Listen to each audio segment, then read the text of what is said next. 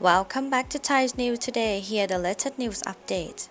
A Japanese tourist has gone viral after a chair suddenly collapsed beneath him at Hua Hin railway station while he was waiting for a train. The travel content creator was leaning back in his chair when it unexpectedly broke, sending him crashing to the ground. Thankfully, he escaped without injuries and later apologized to the station master. The video quickly spread across social media, with many views finding the incident amusing, while others raised concerns about the safety and maintenance of public facilities, warning that a similar accident could have caused serious injuries to a child or elderly person. So, while these incidents end without injuries, it serves as a reminder that regular maintenance of public facility is essential to keep everyone safe.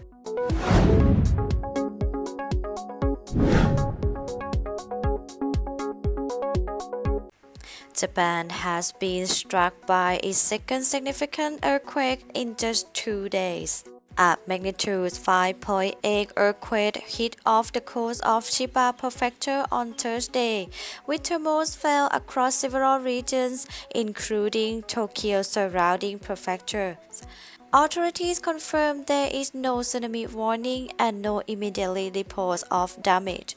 The quake follows a magnitude 6.9 earthquake that struck northern Japan a day earlier. Officials have urged residents to stay alert for possible aftershocks, while inspections confirm no abnormalities at nearby nuclear power plants. So, although no major damage has been reported, the back-to-back earthquakes are a reminder of Japan's constant seismic activity and the importance of staying prepared.